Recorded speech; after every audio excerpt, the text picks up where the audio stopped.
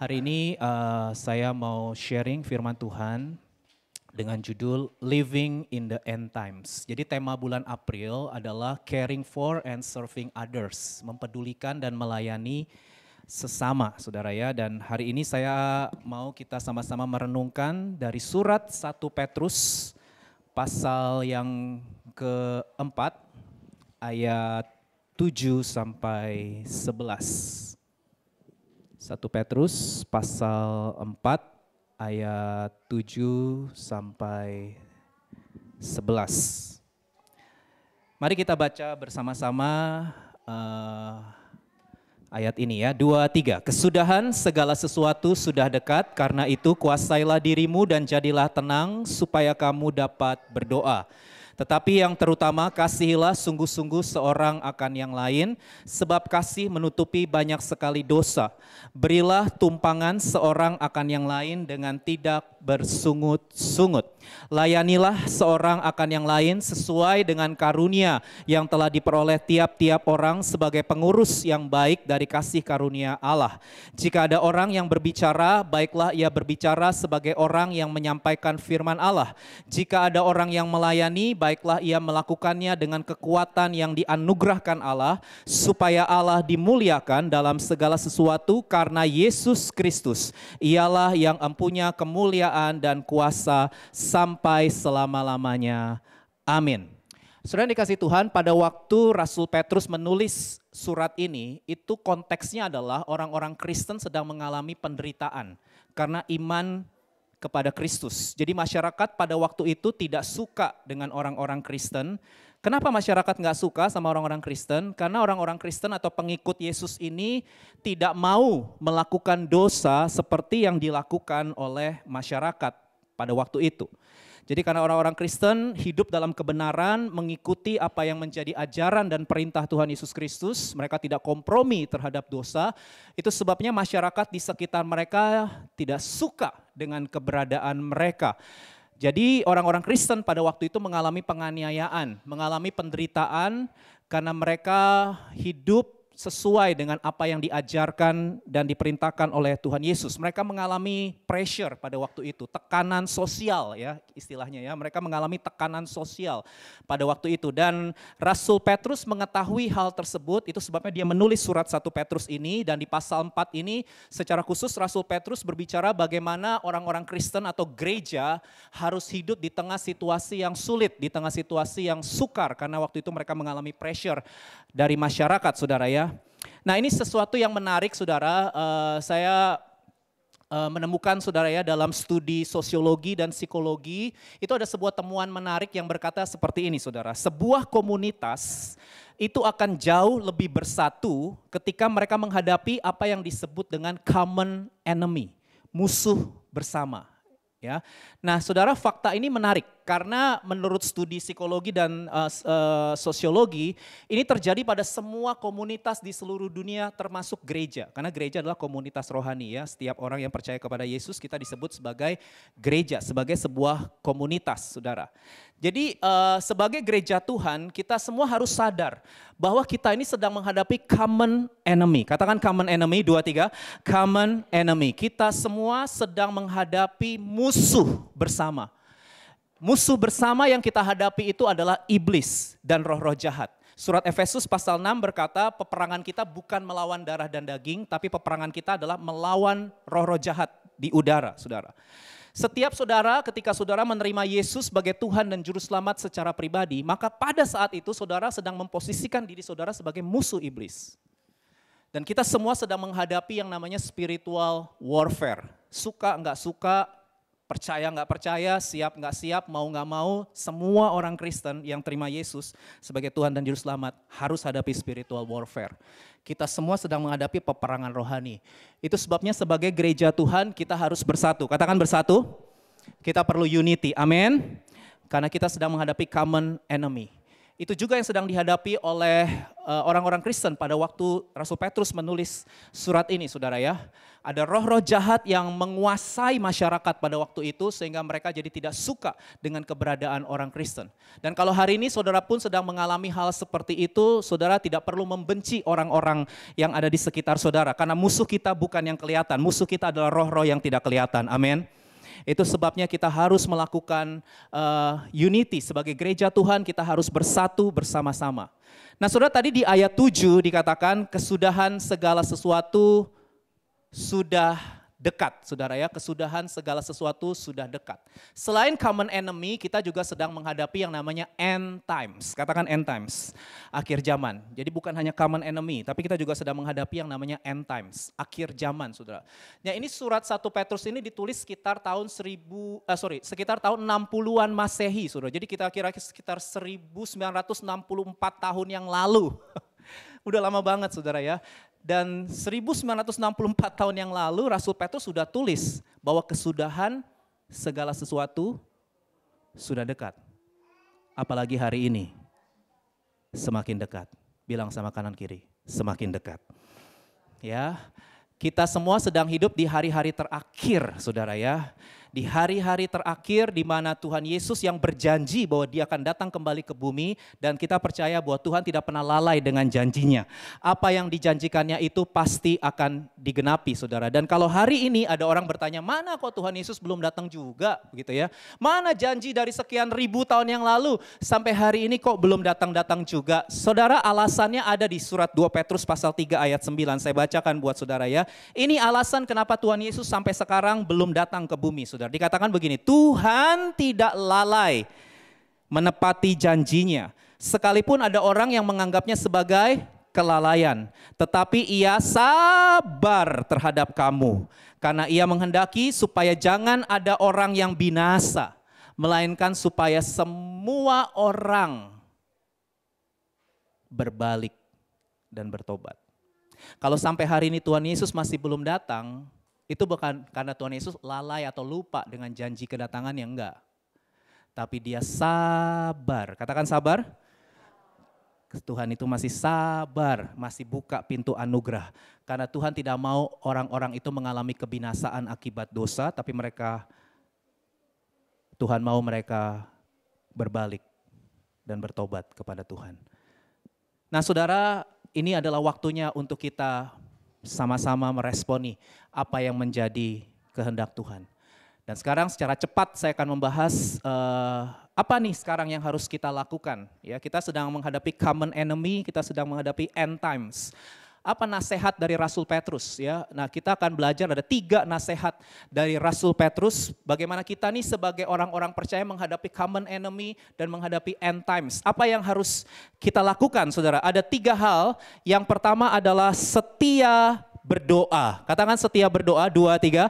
Setia berdoa. Ini adalah nasihat pertama yang perlu kita lakukan menghadapi common enemy dan end times. Setia berdoa. Dikatakan karena itu kuasailah dirimu dan jadilah tenang. Supaya apa? Supaya kamu dapat berdoa. Bahasa Inggrisnya bagus ya, practice. Self control itu perlu dilatih, saudara ya. Practice self control and keep your minds clear so that you can pray.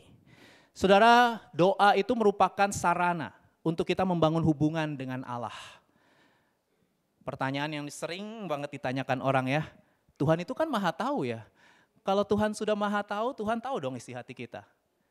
Kenapa kita perlu berdoa? Iya kan? Halo, betul? Iya. Saudara, Tuhan mau kita berdoa karena Tuhan mau dekat dengan kita. Ada lagunya, Tuhan mau dekat dengan umatnya. Tuhan memang maha tahu. Sebelum saudara ngomong juga Tuhan sudah tahu. Betul, itu betul saudara ya. Tapi kenapa Tuhan mau kita berdoa? Karena Tuhan pingin kita membangun hubungan yang dekat dengan Tuhan. Berbicara kepada Tuhan terus menerus. Amin. Tuhan gak pernah bosan meskipun yang saudara sampaikan itu sama. Kalau saudara ngomong sama orang pokok yang sama, kita bisa bosan ya. Aduh, nih orang ngomongnya itu lagi, itu lagi, itu lagi, itu lagi, itu lagi ya. Ya, itu terus diulang-ulang, kita bosan ya. Halo, tapi Tuhan tidak pernah bosan dengan saudara. Amin. Saudara datang terus dengan hal yang sama, saudara ngomong hal yang sama, nggak masalah buat Tuhan. Karena Tuhan maunya relationship. Ya, Tuhan maunya tuh relationship, Tuhan maunya hubungan. Pastor Jeffrey Rahmat, senior pastor GPCC berkata begini, segala sesuatu yang didiamkan akan cenderung menurun kualitasnya. Tapi segala sesuatu yang dikerjakan secara terus menerus, katakan terus menerus, akan meningkat kualitasnya. Amin. Hubungan dengan manusia kan juga begitu. Ayo yang lagi dating, saudara kan gak bisa diem-dieman dong. Kalau lagi dating saudara harus tadi chatting, video call, telepon, ya kan terus menerus supaya saudara kenal siapa ini orang yang saudara lagi dating, saudara yang lagi suka. Halo, betul nggak? Kalau saudara diamkan, tidak ada video call, tidak ada telepon, tidak ada chatting, apa yang terjadi hubungan itu? Halo? Wah, minta putus itu pasti ya. Ya pasti udah minta putus, bye-bye saudara. Halo, betul? Demikian juga kita sama orang tua kita kan. Kalau kita terus bangun hubungan dengan orang tua kita, maka hubungan itu akan makin dekat. Tapi kalau saudara tidak pernah telepon, saudara nggak pernah video call, saudara nggak pernah chat sama orang tua saudara yang ada di Indonesia, maka hubungan saudara akan dingin saudara. Halo, betul? Iya kan? Sama dengan Tuhan juga begitu. Kenapa Tuhan mau kita berdoa setiap hari? Meskipun pokok doanya itu lagi, dan nggak masalah buat Tuhan. Karena yang Tuhan mau adalah relationship. Loving relationship. Amin. Ayo, jangan diam-diaman sama Tuhan. Ajak bicara terus dan saya percaya Tuhan juga berbicara kepada setiap kita. Sehingga kita boleh mengalami keintiman yang lebih lagi dan lebih lagi di dalam anugerahnya. Saudara, Rasul Petrus bilang ternyata untuk bisa kita berdoa itu perlu yang namanya self control. Perlu yang namanya penguasaan diri dan menjadi tenang, saudara.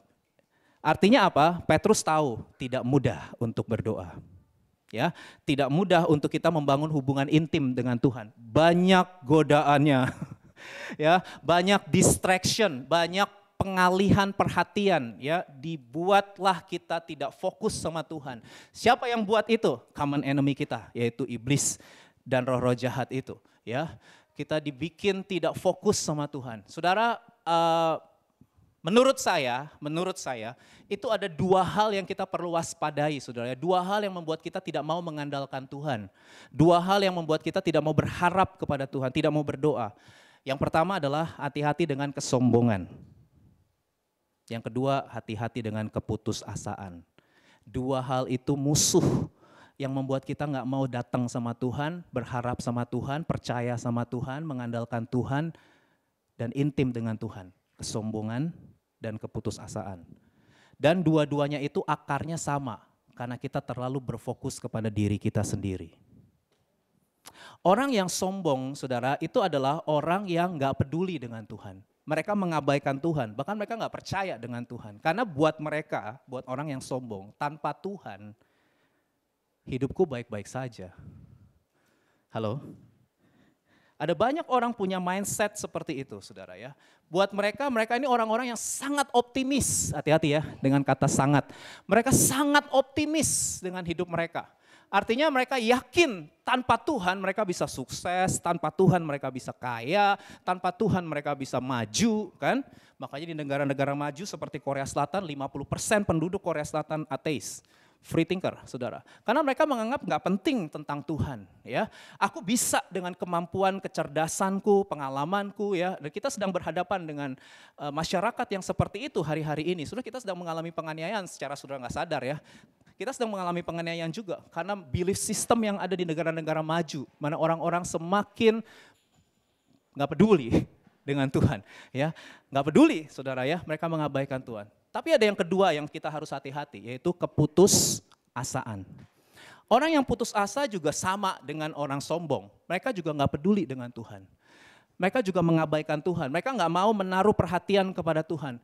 Karena buat mereka yang mereka lihat hidup mereka suram, gelap, nggak ada harapan. Mereka menutup diri dari pertolongan Tuhan. Mereka menutup diri dari anugerah Tuhan.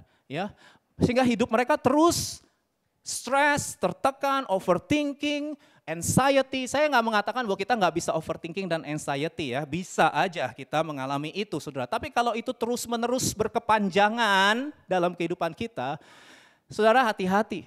itu berarti kita mulai berfokus kepada diri kita sendiri. Kita nggak mau menaruh perhatian kepada Tuhan. Padahal ada anugerah Tuhan, tapi kita nggak mau lihat anugerah Tuhan. Kita merasa hidup kita yang paling sial, hidup kita yang paling malang, hidup kita yang paling susah. Dan kita merasa hidup kita sudah tidak ada artinya, nggak ada maknanya. Dan akhirnya hati-hati, saudara bisa depresi. Dan bunuh diri pada akhirnya. Mengakhiri hidup saudara karena merasa sudah tidak ada lagi pengharapan.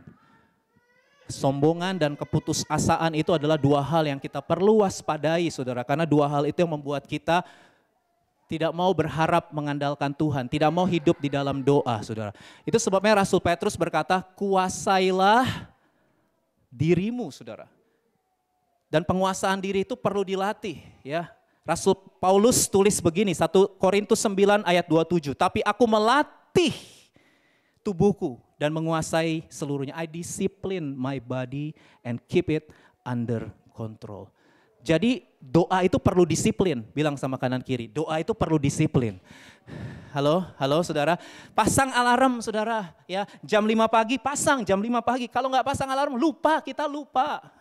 Terlalu banyak media sosial, ya drama-drama, film-film yang lebih menarik perhatian kita. Saudara harus kondisikan, pasang. Kalau saya pasang alarm, mengingatkan terus. Karena kita ini gampang lupa, saudara. Gampang sekali lupa. Saudara pasang alarm, itu salah satu contoh disiplin rohani ya. Saudara kita perlu melatih tubuh kita. Rasul Paulus saja yang udah sakti, saudara, tetap mengakui kalau penguasaan diri itu perlu disiplin. Ya, untuk bisa menjadi tenang itu perlu disiplin. Dan ini ukuran kalau saudara mau tahu orang yang dewasa. Kedewasaan tidak diukur dari usia, kedewasaan diukur dari bagaimana saudara bisa menguasai diri saudara sendiri. Karena musuh terbesar kita ada di dalam diri kita sendiri. Alkitab sebut dengan keinginan daging, itu dia. Saudara ya, keinginan daging. Dan musuh kita yang roh jahat itu selalu menggunakan itu untuk menjatuhkan kita, membuat kita menyerah atau tidak mengasihi Tuhan. Itu sebabnya kita harus berhati-hati, kita harus kuasai diri dan menjadi tenang supaya kita bisa berdoa. Yang kedua saudara ya, apa nasihat kedua?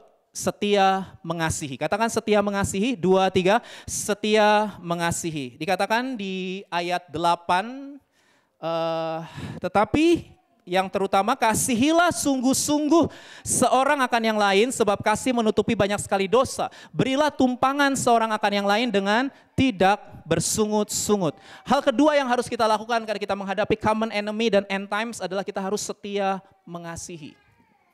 Saudara, dalam teks ini Rasul Petrus menjelaskan ada 2 karakteristik kasih. Yang pertama karakteristiknya adalah kasih itu menutupi banyak sekali dosa. Saudara, pada saat kita membangun hubungan dengan orang lain, maka kita pasti akan bertemu dengan orang-orang yang kita nggak suka.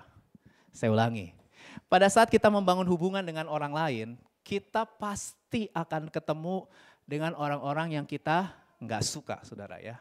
Kita nggak suka dengan si A karena dia kurang sopan kalau ngomong. Kita nggak suka sama si B karena orangnya ngomongnya komplain melulu ya.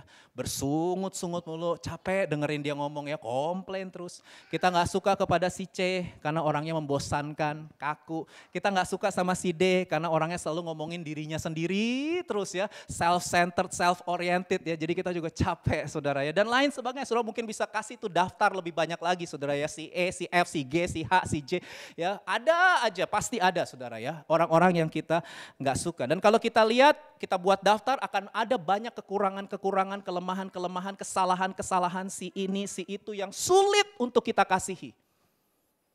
Dan kalau saudara mau jujur, mungkin diri kita sendiri pun termasuk ada dalam daftar orang lain sebagai orang yang sulit untuk mereka kasihi. Coba tanya sama sebelah, saya sulit nggak untuk kamu kasih? Ya, kadang-kadang kita selalu buat daftarnya orang lain, terus pada orang lain juga buat daftar tentang diri kita. Ternyata orang yang sulit, kita juga orang yang sulit, saudara ya, nggak cuma orang lain. Kadang-kadang kita selalu melihatnya orang lain terus, ya. Pada orang lain juga lagi bikin daftar tentang diri kita, saudara ya. Makanya harus sering ngaca diri sendiri, saudara ya, daripada ngeliat orang lain terus. Intinya beginilah, selama kita membangun hubungan dengan orang lain, kita pasti akan ketemu kelemahan mereka, kekurangan mereka, kesalahan mereka. Kenapa? Karena Alkitab sudah bilang di Roma 3 ayat 23, semua orang telah berdosa.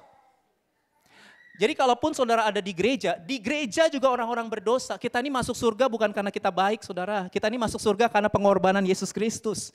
Saudara harus mengerti bahwa kita ini bukan orang baik. Kita punya sisi brokenness dalam hidup kita, saudara.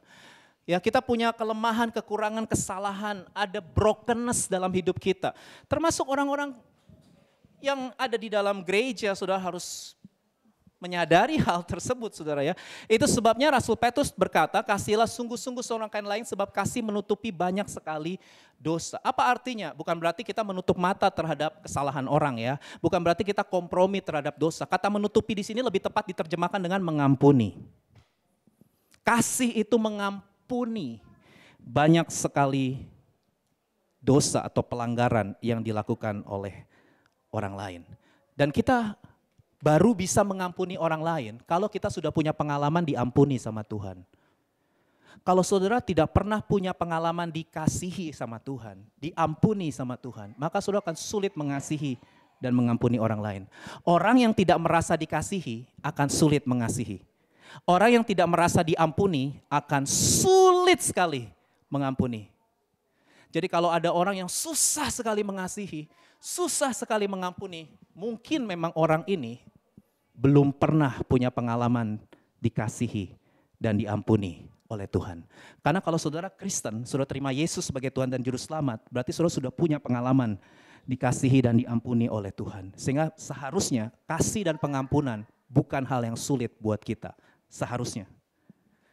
Kecuali saudara mungkin hanya Kristen-Kristenan ya. Saudara belum sungguh-sungguh mengalami Yesus. Ya bisa jadi sih. Tapi kalau saudara Kristen, menurut saya tidak susah. Kenapa? Karena kita sudah punya pengalaman. Coba lihat Efesus pasal 4 ayat 32. Kita baca bersama 2-3.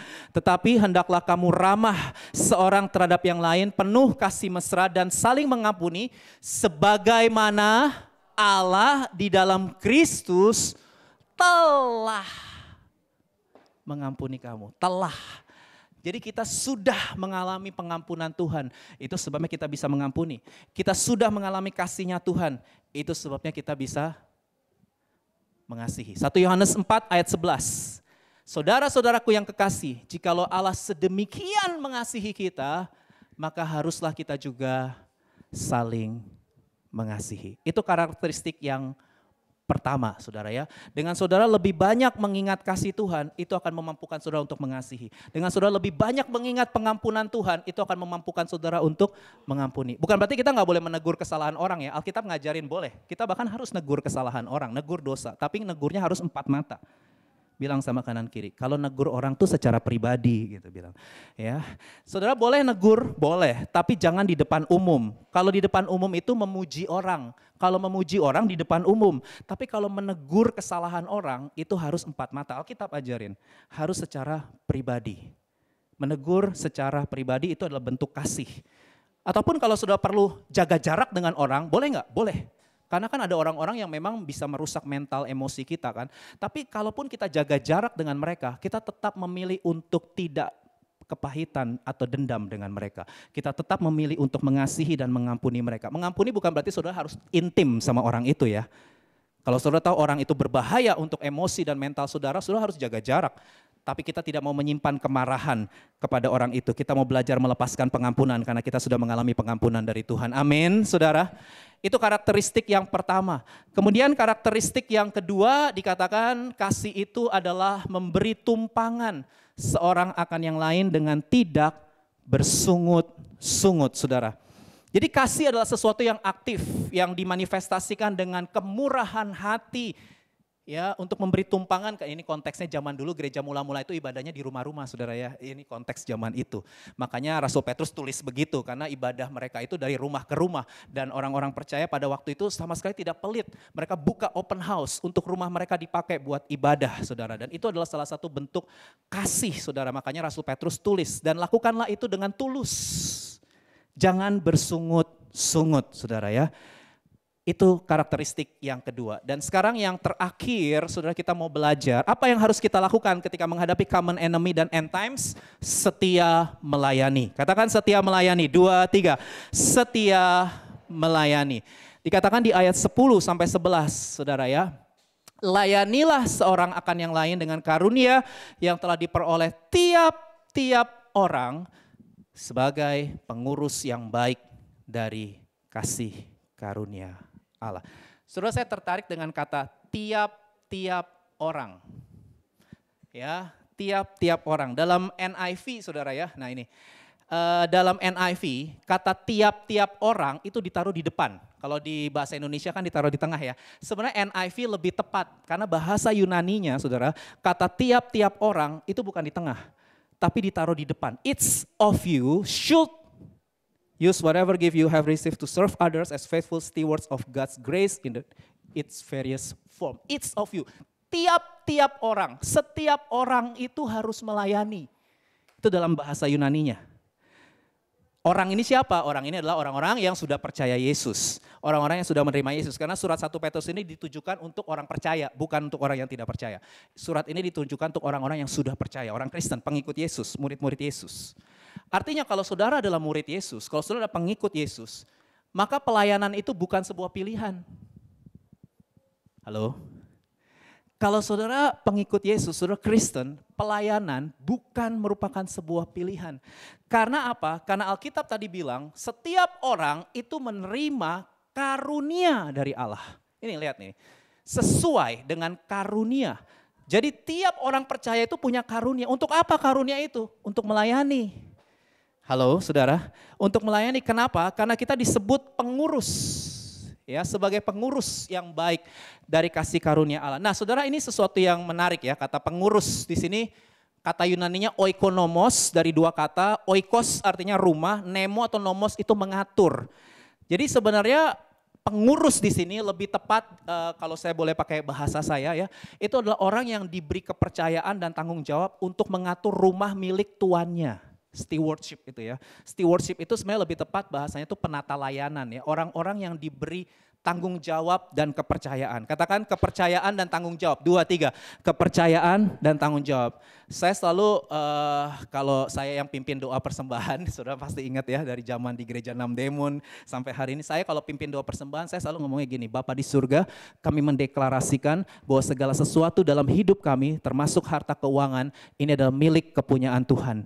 Dan kami bersyukur kalau Engkau sampai hari ini masih memberikan kami kepercayaan untuk mengelola keuangan ini supaya memuliakan nama Tuhan. Kalau sudah ikuti saya ya, dulu saya sering pimpin doa persembahan. Saya selalu deklarasikan itu. Kenapa? Karena itu prinsip stewardship. Alkitab mengajarkan bahwa segala sesuatu itu milik Tuhan, bukan milik kita. Segala sesuatu yang ada dalam hidup saudara itu adalah milik kepunyaan Tuhan yang dipercayakan kepada saudara. Dan saudara harus bertanggung jawab mengelola dan memaksimalkan semua kepercayaan dan karunia yang Tuhan percayakan untuk melayani bagi kemuliaan nama Tuhan. Karena nanti dalam kekekalan Tuhan akan minta pertanggungjawaban. Kalau saudara belajar tentang perumpamaan talenta, itu nanti di kekekalan Tuhan akan bertanya, apa yang telah engkau lakukan dengan kepercayaan yang aku berikan. Saudara diberi kecerdasan, saudara diberikan kemampuan untuk berpikir, kreativitas, saudara diberikan waktu, saudara diberi kesehatan, saudara diberikan kemampuan untuk mengelola ini, mengelola itu. Semua itu saudara apakan selama hidup di dunia ini. Karena itu bukan milik kita, itu milik Tuhan. Dan Tuhan akan bertanya, apa yang telah engkau lakukan terhadap apa yang aku percayakan kepadamu. Saya berdoa supaya kita semua menjadi hamba-hamba yang baik dan setia. Amin, saudara. Yang mengelola dan memaksimalkan semua kepercayaan yang Tuhan berikan. Bukan untuk diri kita, tapi untuk melayani bagi kemuliaan nama Tuhan, saudara. Dan ada 2 karunia yang diajarkan oleh, Rasul Petrus. Sebetulnya kalau Rasul Paulus lebih banyak ya. Tapi kalau Petrus hanya 2, saudara ya. Karunia yang diberikan yang pertama adalah karunia berbicara. Jika ada orang yang berbicara, baiklah yang berbicara sebagai orang yang menyampaikan firman Allah. Saudara, karunia berbicara itu diberikan kepada orang-orang percaya. Kemampuan untuk berbicara. Kita semua bisa bicara ya. Tetapi ini kemampuan untuk berbicara sesuai dengan kebenaran firman Tuhan. Hati-hati gunakan mulutmu, saudara ya. Saudara, ketika kita berkata-kata, pastikan perkataan yang keluar dari mulut kita adalah perkataan yang membangun. Amin. Supaya orang lain yang mendengarnya beroleh kasih karunia. Kalau enggak, diam aja mendingan. Ya, karena mulut ini harus memuliakan nama Tuhan. Amin, saudara. Kalau saudara berbicara kepada orang, ya, berbicaralah Hal-hal yang membangun yang sesuai dengan kebenaran firman Tuhan. Kalau sudah menasehati orang, nasehatilah berdasarkan kebenaran firman Tuhan. Makanya harus baca Alkitab setiap hari. Saudara, jangan nasihat kita adalah nasihat yang tidak sesuai dengan firman Tuhan, saudara ya. Karena nanti Tuhan akan minta pertanggungjawaban. Itu sebabnya pastikan ketika kita berbicara, perkataan-perkataan kita adalah perkataan-perkataan yang membangun. Ketika kita menasehati orang, nasihat yang keluar dari mulut kita adalah nasihat yang berdasarkan firman Tuhan. Itu sebabnya sebagai orang Kristen kita semua harus baca Alkitab, merenungkan Alkitab setiap hari. Supaya perkataan kita adalah perkataan yang sesuai dengan kebenaran firman Tuhan. Dan yang kedua, yang terakhir adalah karunia melayani, saudara. Jika ada orang yang melayani, baiklah yang melakukannya dengan kekuatan yang dianugerahkan Allah. Apa itu karunia melayani? Karunia melayani adalah karunia untuk mengerjakan sesuatu, untuk membantu orang lain supaya orang lain itu mengalami Tuhan. Ya, karunia melayani itu adalah kita memberi diri kita untuk menolong orang lain supaya orang lain itu bisa mengalami kasih Tuhan.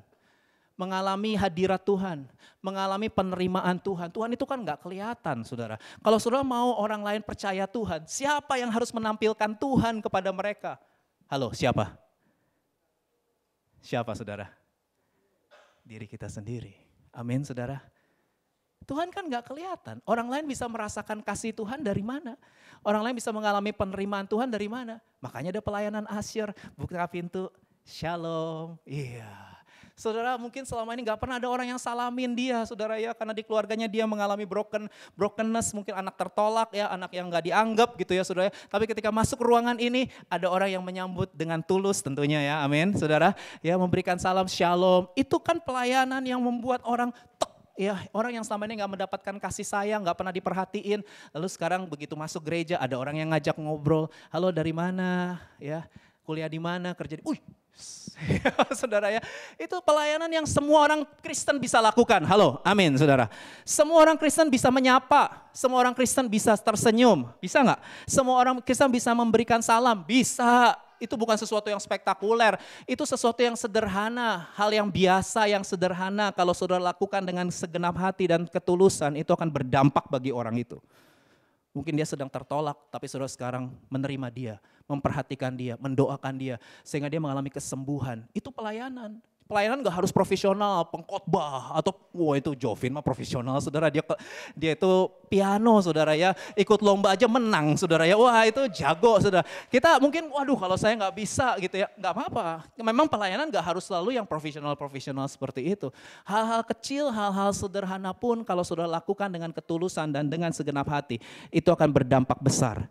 Bilang sama kanan kiri, lakukan segala sesuatu meskipun itu hal kecil.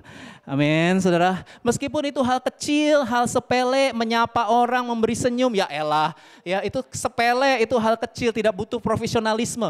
Tapi kalau saudara lakukan itu, orang lain ngerasain kasih Tuhan. Orang lain ngerasain hadirat Tuhan, orang lain ngerasain penerimaan Tuhan. Ya, mungkin kita nggak punya suara yang bagus seperti WL kita tadi ya, Josephine Grace, atau seperti Dr. Ervina, saya nggak bisa itu bagimu, nggak bisa saya, ya nggak bisa, saya baru nggak bisa, aku nggak bisa begitu ya, ya kita nggak punya kemampuan olah vokal yang sekeren itu, it's okay. Gak apa-apa, karena di tubuh Kristus itu ada bagian masing-masing. Halo, amin saudara. Lakukan apa yang Tuhan taruh di tanganmu, lakukan dengan segenap hati. Apa yang ada di tanganmu, lakukan dengan segenap hati untuk kemuliaan nama Tuhan. Itu adalah ministry, itu adalah pelayanan saudara.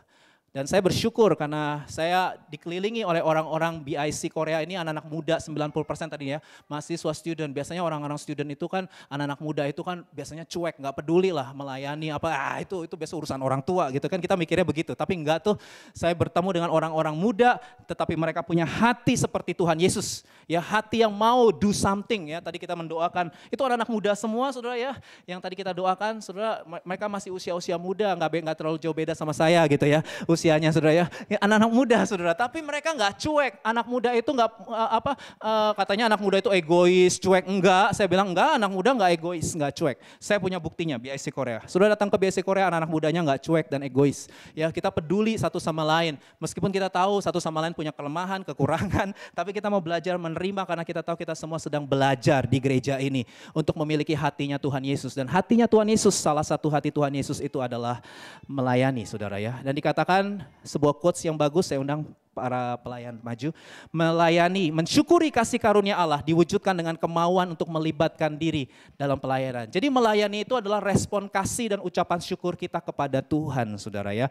Melayani itu adalah karena kita sudah lebih dulu mengalami apa yang Kristus berikan kepada kita. Dikatakan begini, melayani adalah membagikan apa yang kita sudah terima duluan dari Kristus. Kita membagi kepada orang lain apa yang kita alami dari Kristus. Kita diperhatikan sama Kristus, itu sebabnya kita memperhatikan orang lain. Kita didoakan terus oleh Kristus. Kristus sampai hari ini menjadi pendoa syafaat kita. Itu sebabnya kita mau berdoa untuk orang lain. Kita diterima sama Kristus, itu sebabnya kita juga mau belajar menerima orang lain. Meskipun kita gak suka sama orang itu, nyebelin, jengkelin. Tapi kita mau lihat Kristus menerima mereka. Kristus menerima kita juga. Kalau saudara mau jujur tanya sama Tuhan Yesus, Tuhan Yesus aku nyebelin gak? Mau jujur Tuhan Yesus jawab, kita juga nyebelin saudara. Emangnya kita layak dikasihi oleh Tuhan Yesus? Kita orang berdosa, kita juga nyebelin, jengkelin. Tapi Tuhan Yesus tidak pernah berhenti mengasihi kita. Tuhan Yesus gak pernah menyerah untuk mengejar kita. Saudara, itu sebabnya saya berdoa, saudara dalam pelayanan kita akan ketemu berbagai macam respon ya. Motivasi pelayanan kita akan teruji ketika kita berhadapan dengan orang-orang yang tidak sesuai dengan ekspektasi kita. Dalam pelayanan kita akan ketemu respon yang beda-beda. Ada yang menghargai pelayanan kita, tapi ada juga yang gak peduli, cuek. Bahkan ada yang menghina, membuli, merendahkan, menjatuhkan saudara. Itu dalam pelayanan ada kok. Makanya tadi Rasul Petrus tulis, pastikan ketika kita melayani, pastikan motivasi kita ini saudara ya. Ini motivasinya, supaya Allah dimuliakan. Sehingga ketika orang lain responnya gak sesuai keinginanmu, orang lain responnya gak sesuai harapanmu, orang lain responnya nyebelin, jengkelin gitu ya. Kita tetap gak menyerah, kita tetap mau melayani sampai akhir hidup kita. Karena melayani itu bukan tentang orang lain. Melayani itu tentang Tuhan. Kita mau namanya dipermuliakan melalui pelayanan kita. Saya mengajak kita semua untuk mulai belajar. Saudara, di hari-hari terakhir ini ada 3 hal yang kita pelajari saudara ya. Untuk kita bisa setia. Sehingga ketika Yesus nanti datang kali yang kedua, Tuhan Yesus melihat kita setia melakukan kehendaknya. Apa sih kehendak Tuhan? 1, setia berdoa. 2, setia mengasihi. 3, setia melayani. Amin untuk firman Tuhan. Mari kita sama-sama datang kepada Tuhan.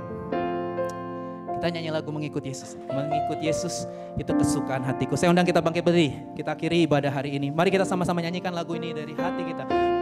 Mengikut Yesus, itulah kesukaan hatiku. Ku lepas semua hakku untuk mengenal kehendaknya di hidupku. Mengiring Yesus, itulah kekuatan hidupku. Ku yakin anugerahnya mampu jadikanku hamba yang